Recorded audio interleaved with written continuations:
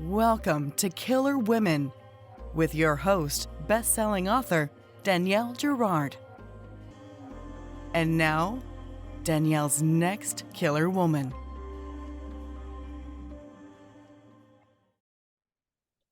Welcome to Killer Women Podcast, a proud member of the Authors on the Air Global Network with more than 4 million listeners. I am your host, suspense author Danielle Girard, and my guest today is a return guest, Allison Brennan. Allison is the New York Times and USA Today best-selling author. Allison believes that life is too short to be bored, so she has 5 children and writes 3 books a year. 45 books and numerous short stories later, Allison relocated in 2019 from Northern California to Arizona with her family and assorted pets. Welcome back, Allison. Thank you so much for having me, Danielle. I love coming on to your show. It's always so much fun. Yeah, and actually, Allison, you interviewed me for Up Close, my last book. So we are on the air often together, and I really enjoy it too. And we got to meet for the first time in real life at Thriller Fest this year, which was super fun. So, okay, this book happens in my backyard, in Big Sky and Montana. Tell our listeners about North of Nowhere. So North of Nowhere was a labor of the heart. I had the idea years and years ago, and it was going to be my first standalone. I just had this great idea, I thought, and I could completely picture the kids in my head and what them going through the woods. But that's all I knew about the story. But then 7 years later, it's coming out. Literally 7 years from when I conceived of the idea until now that it's going to be published. And it takes place in Big Sky, Montana, like you said, or the area of, the greater area. And it starts with a plane crash of a guy. You don't realize you probably realize it's actually not a big secret. In the first couple of chapters, he's not their dad, but he's been protecting them for 5 years. And their father has found them, so now they're running. And the plane crashes in Lost Lake, which is a real little area in Montana. I know I'm digressing. I set the book there because of the name of the lake. And the book was originally called Lost Lake. Yeah. And I love the title, and my publisher changed it on me, but that's okay. I love North of Nowhere, though. That really works. That's, that is it's got a good alliteration and stuff. So, okay. So tell us more about this book. Oh, well, so that was really kind of the start of the idea was, okay, they're going to be 2 kids on the run and trying to get away from their criminal father. And there's a whole bunch of reasons for that come clear throughout the book. But what I really, really wanted, I think in this story more than other stories I've written, is I really wanted to write about family, forgiveness, the good and the bad. No one is 100% bad. And I really kind of wanted to show that in this story and sort of the conflicting motivations. And so it was kind of, I hope I was successful in that. I don't usually write a teenager as one of the lead characters. I have had teenagers in my stories, and you have kids, I have kids. I mean, I'm very comfortable writing kids' points of view. But this was probably the first one where Kristen, who's 16, is one of the main characters. Yeah. And getting into her head and just trying to be authentic to, obviously she's not a typical teenager considering her background and stuff. But being authentic, I think I nailed it. I had my daughter, who's 20, read over some early chapters and help me with some of the things. And, so I was really, really excited about that.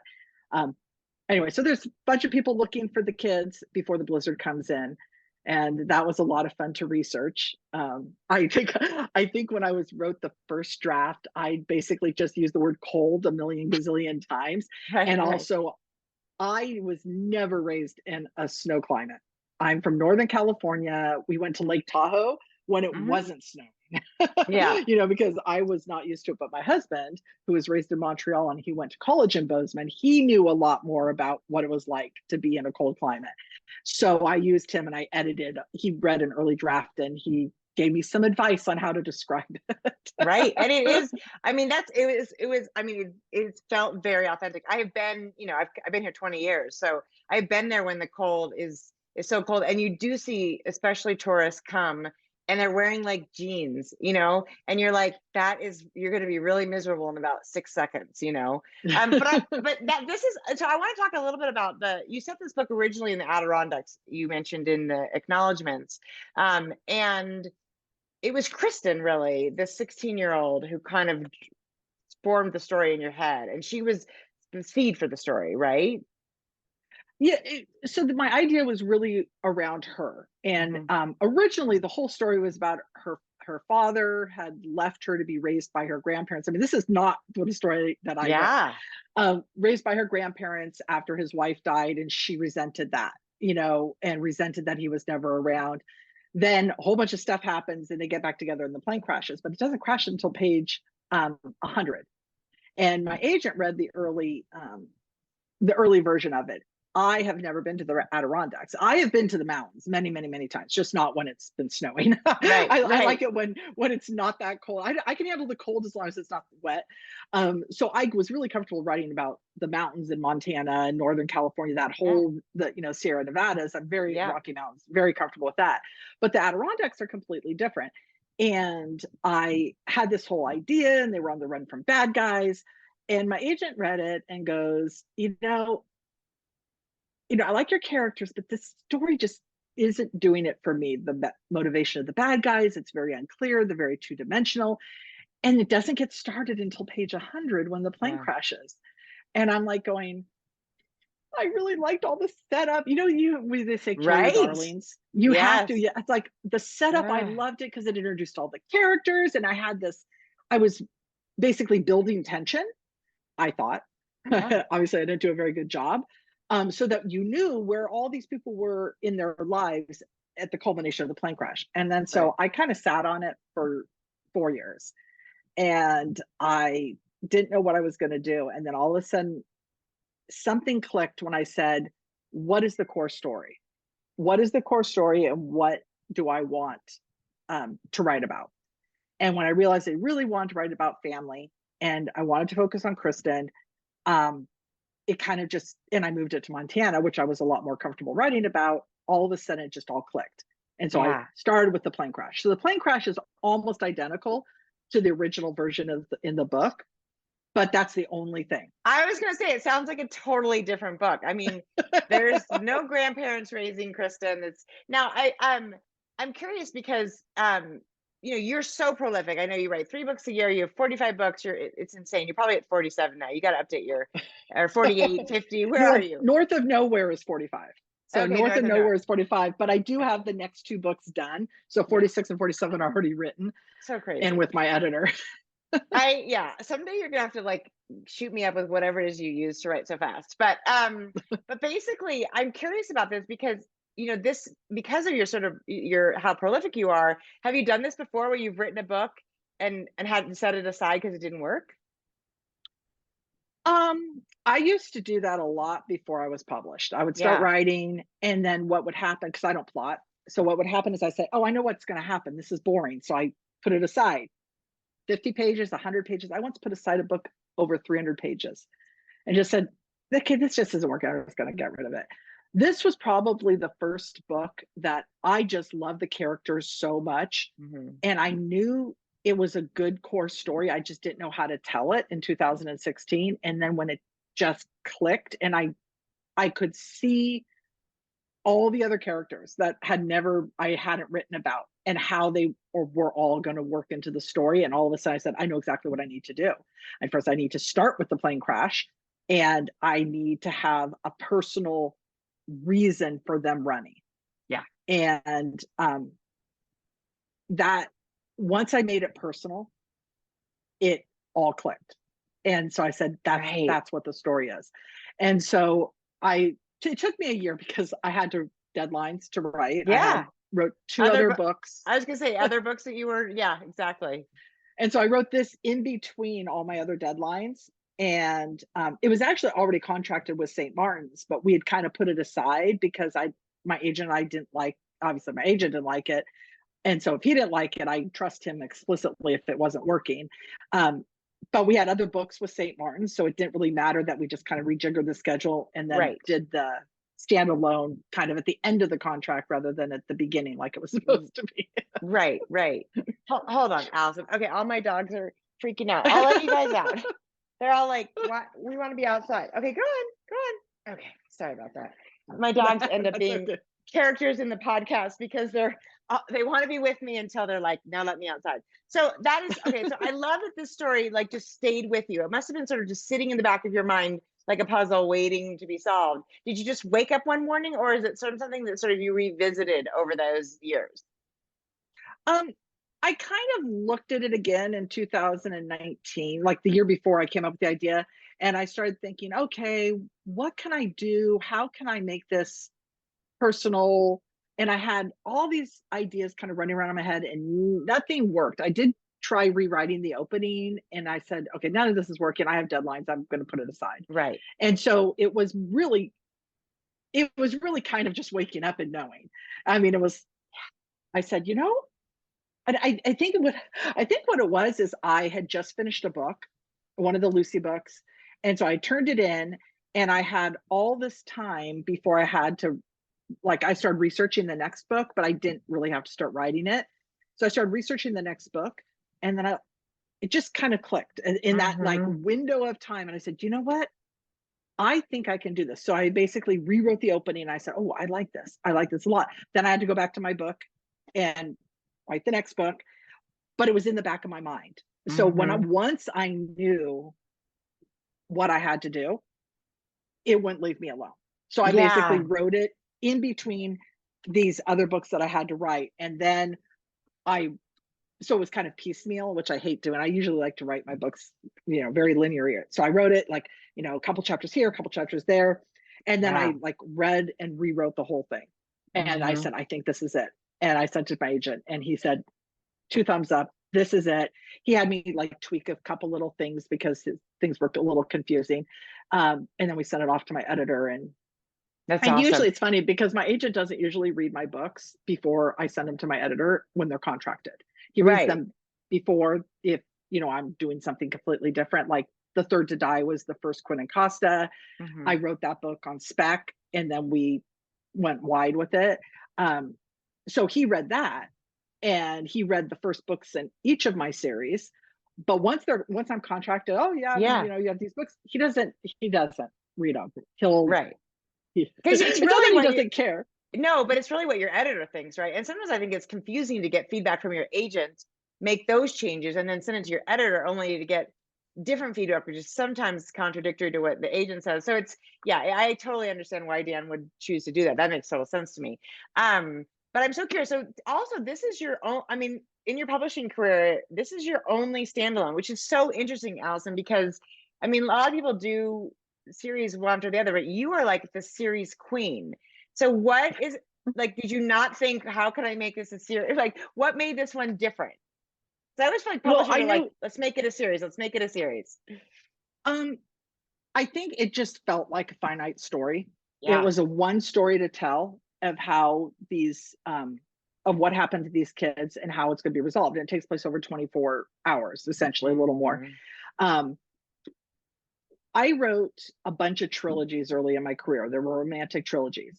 And they were, in a sense, standalones in that they were, a separate hero and heroine, had their own story, but they were connected to the other books in the trilogy. So I had all the same little characters in the same world. And that's actually kind of how I created Lucy Kincaid, because one of the trilogies was about the Kincaid family, and each, sibling had a role. But the other siblings were in all the other books. And I liked it. I kind of like that, Nora Roberts like kind really of mastered connected. it. Loosely connected.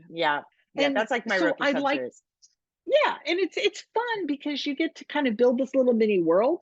And then I found that each of my trilogies was kind of connected to the other ones, because I kept wanting to revisit my characters. And that's how I think I started writing series, is that I like revisiting the characters and I like having this kind of world that I've built. And so my first 12 books, which were all romantic thrillers, are all in a sense connected to the Lucy Kincaid series. And some of the characters I'll bring in, depending on if I need them or not. So it's been a lot of fun. And then when I decided, okay, I'm going to do the Maxine Revere series, she was completely separate until I decided I was going to bring Lucy into one of the books.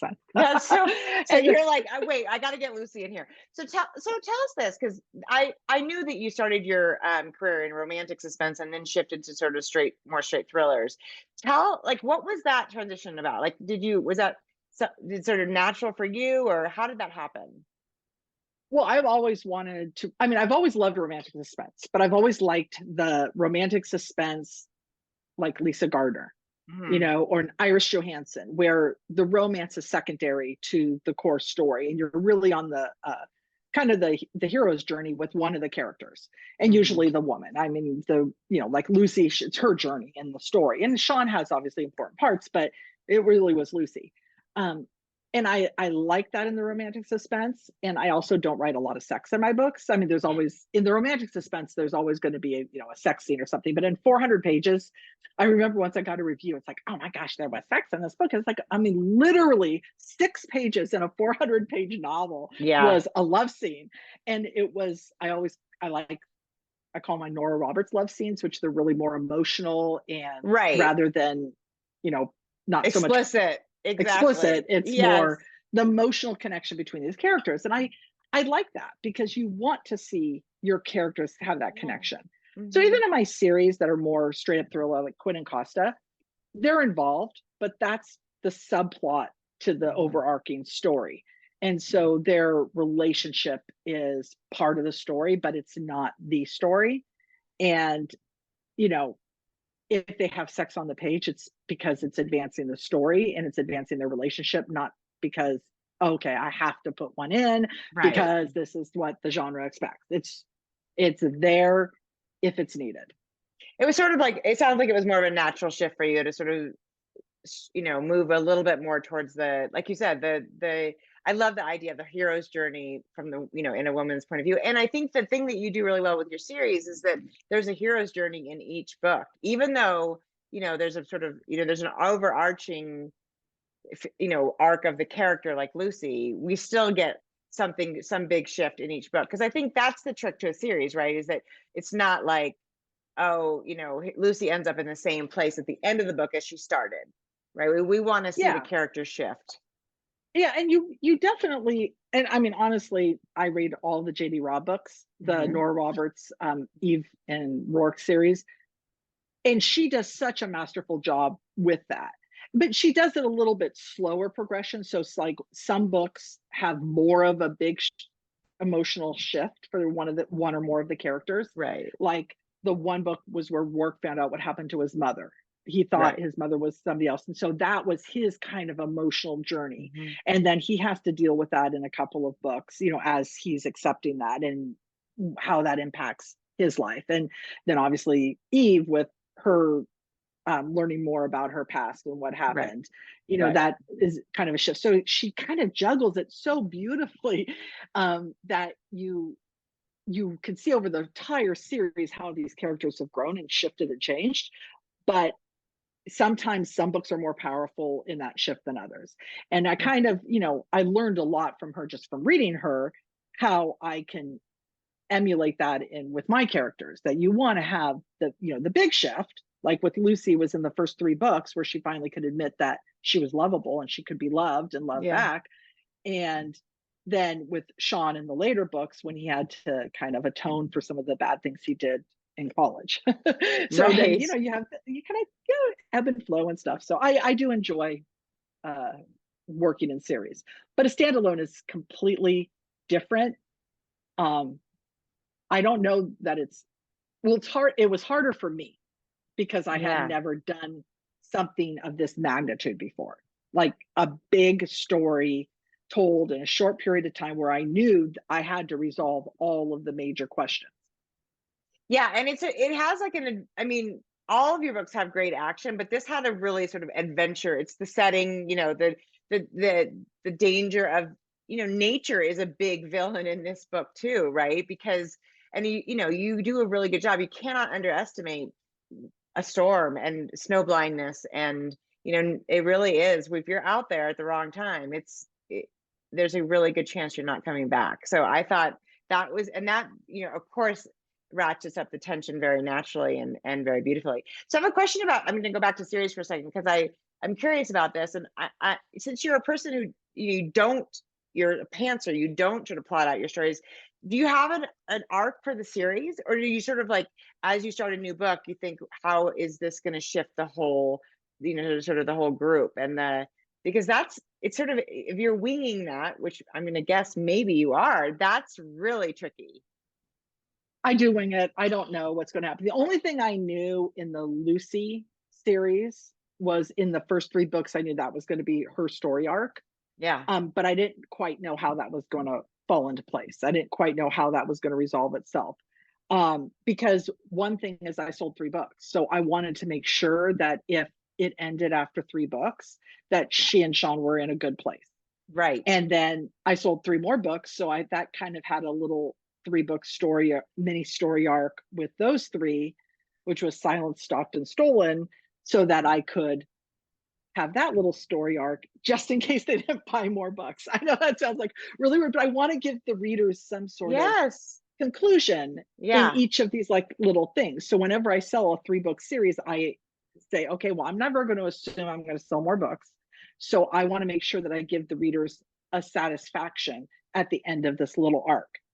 So and you're kind of thinking through, you have to you're thinking through that at least in groups of 3 a little bit, but you're still kind of, but you're still kind of giving it up to like, well, it's the richness of the backstory probably that helps you create that arc, right? If you create a really rich backstory, which you of course have with, Lucy and Eve and all of them, is that you then are like, okay, this is where, there's going to be an opportunity here to pull something into the next book and the next book. So you at least know you're carrying through three books with an arc that will satisfy the reader. You have a lot of faith. That's what I hope. That's what I definitely hope. You have a lot of faith then. I mean, or you just, so what happens when as you're finishing a book for a series, and you're doing the process of, revisions or whatever, and you're starting to think about the next book. Are you kind of thinking like, where did I leave these characters and what can be the next thing? Is it sort of like, is it like does it feel episodic to you? I think it is a little episodic. That's really hard to say because I just finished the first book in what is going to be either a trilogy or a series, depending on how it does. Again, like I sold 3 books in the Angel Heart series. It's a private investigating family of private investigators, and I knew it. The only thing I knew about the story going into it was, well, first that I wasn't going to have law enforcement as main characters because I have my Quinn and Costa series. So I said, okay, these are private investigators. Was at the end of the first book, I knew that Margot, who was one of the 5 kids, that she was going to kind of come back into the fold. She had her own PI business, and she was going to be part of the family, but they had a major disagreement on how to handle something, and so she just walked. She said, "I'm going to have nothing to do with you." So by the end of the first book, all I knew was she was going to come back. And when I was writing it, I had no idea how she was going to do that. And it was kind of like, okay, how is she going to get back to the family? I mean, I called it The Prodigal Daughter, and I think the title's going to change on that too, but I was calling it The Prodigal Daughter. And I know that, you come back and you're forgiven, and your family's always there for you. And that's kind of the theme, is your family is there. And no matter what. And she's from a big Mexican-American family. And I liked all the characters and how she kind of hung out with all of her siblings, but separately, because she didn't want any of the family drama. And I had no idea how I was going to resolve it until I got there, until I got to the scene. And it was like one of these scenes where her mom is talking to the another character that had well, I don't want to get it now. We're talking about multiple books. So anyway, her mom was talking to this person, and as she's listening to her mom, it's this forgiveness that kind of comes over her, that she can forgive her mother because now she understands her mother. So it was like, oh, wow, I didn't know that. I had no idea that's how it was going to be. But once she could put herself in her mother's shoes, it was like, okay, now I guess I can see how, That is kind of how it happens too, right? I mean, you raised 5 kids, exactly. I mean, at some instinctual level, how these things how how this family drama work, plays out. So writing 3 books a year, and I feel like I ask you every time I talk to you, because I maybe I just keep thinking if I keep hearing it, it'll help me be more prolific. So how do you like, what's a day in the life of Allison Brennan when she's, in a book? Well, I get up early every morning. I used to be a night, this is so funny. I used to be a nighttime writer. I used to, get up with the kids, but it would take me a long time to get moving. And my husband used to take the kids to school, and then he'd be bringing me back Starbucks, and then I would have to have my Starbucks, and I'd do all my stuff. I didn't even get started writing until 10 or 11 in the morning. Yeah. Yeah. And so I'd write for a 4-hour block, then do all the kids stuff in the afternoon, and then write at night, and sometimes stay up until midnight or 1. But as I started getting older, yeah, I hear and this. then moving to Arizona, everything kind of shifted, and I ended up becoming a morning writer. So I get up at 5 every morning, and I walk, and then I'm usually sitting down at my computer by 7. And I have found that I don't have the creative juice in the evening. It's all coming out in the mornings. Yeah. And you adjust, but I still put in the time. So I'm still putting in the 8 to 9 hours a day. Wow. It's just different. I do it more in the morning, afternoon, and then sometimes in the evenings, if I'm really on a roll, or if I have a really good idea, I'll write after dinner. But it's rare. It used to always be after dinner. I was back at my computer. The kids were older, so I said, "You guys go watch TV, do your homework, do whatever. Right. I'm working." And so when you do a day like that, are you do you keep in mind, like, I'm going to get to a certain word count or scene, or it's just like, I'm here until it's 4 o'clock or whatever? I write until I can't write, Interesting. because Okay. I don't plot. Mm-hmm. But I do put in the time. Yeah. I would love to say, "Oh yes, I write 2,000 words every single day." No, that's not how it works. I can sit at the computer for 8 hours and be writing and rewriting like what I wrote the day before, and have a negative 1,000 word count. Oh yeah. Isn't that brutal? You're like, And God damn it. and then sometimes I can sit down and I'm like going, "Oh my gosh, I could totally see this," and I could write 5,000 words in 4 hours. Yes. So it I figure if I put in the time, the book is going to come. Yeah. And so sometimes it's a negative word count, and sometimes I exceed what I think I can do. Right. But you put in the time, and that's what I always tell new writers: you have to put in the time.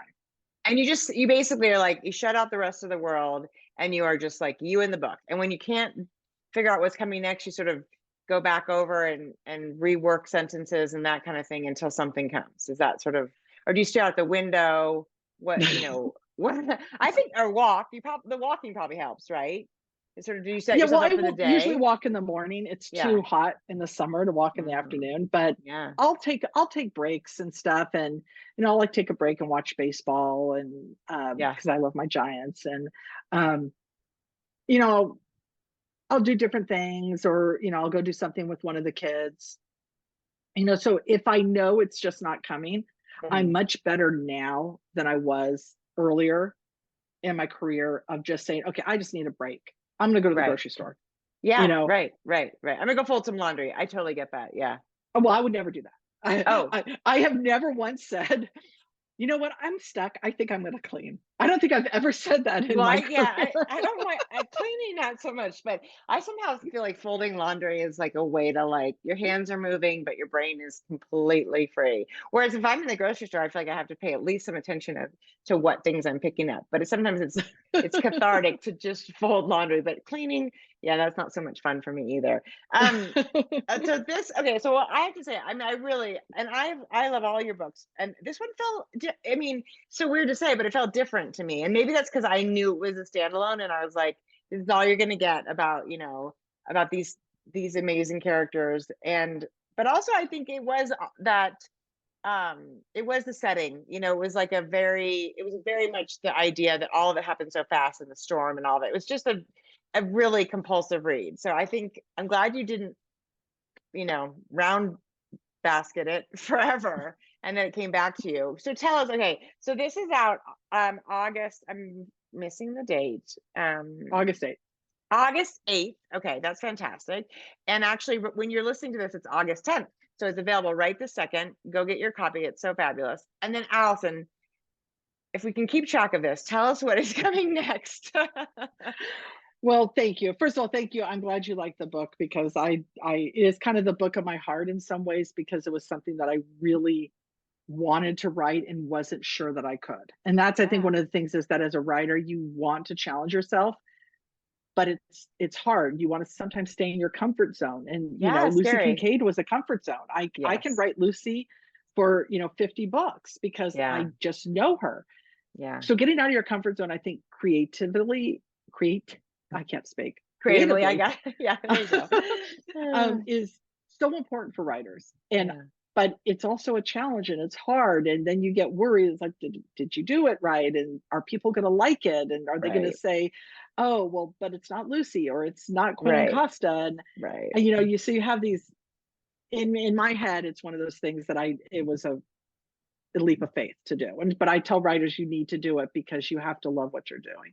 Yeah. So after this, I have the next Quinn and Costa comes out at the end of January. That's called The Missing Witness. Exciting. And it's available for pre-order now. It's for people that read the Quinn and Costa series. Kara goes back to Los Angeles to testify against the human trafficker she had put in prison. Nothing that you expect is going to happen happens. Okay. So that I think is fun, because she really needed to address that basically the case that put her on leave in the first book. Yeah. She had to come back and address that. Then my first Angel Heart book, which I do not have a title for yet, comes out in May. And that's a family of private investigators set in Phoenix, which is where I live now. And it's been a lot of fun, because my daughter is a Phoenix PD officer. So she's taken me around. I know the area now really well. And I had so much fun writing the story and setting it here. Hopefully people will really enjoy that too. Yes, I'll bet. And that takes us only through the next 3 books, Allison, I'm sure. Now, so what are you writing now? I am currently writing the next Quinn and Costa book, which comes out in 2025. Gosh. So I'm writing that. That's due at the end of the year. And then I'll work on the second Angel Heart book. So exciting. So exciting. Yeah. Well, Allison, as always, it's super fun. I really do not know. I feel like you must have caffeine in your veins or something. It's incredible. I'm going to just put it in my mind that one day this week, I'm going to spend 8 hours on my computer and see what happens. Super exciting to talk to you. I loved North of Nowhere, and everybody has to know Allison Brennan, because I can't believe anybody's not heard of her. But if you've not ever read an Allison Brennan book, you have a big, long list ahead of you. I'm sure it's on your website, right? AllisonBrennan.com. And you can find Allison I know she's on Instagram, AB Writes. AB Writes on Instagram, because somebody had taken my name, so I had to. Jerks. And then on Facebook, you're on Facebook too, as Allison Brennan. Yeah, Allison Brennan. Okay. Yeah. Facebook, and just to get a clue, that is Allison Brennan's list of books. And she published her first book after I published my first book, and I'm on 16 and she's on 45. So I'm just, this is not a comparison, but she definitely wins the Prolific Award. So Allison, thank you so much for joining us. Thank you so much for having me. Absolutely, always. Everybody, thanks for joining us here on Killer Women with Allison Brennan, and we will see you next time. Bye.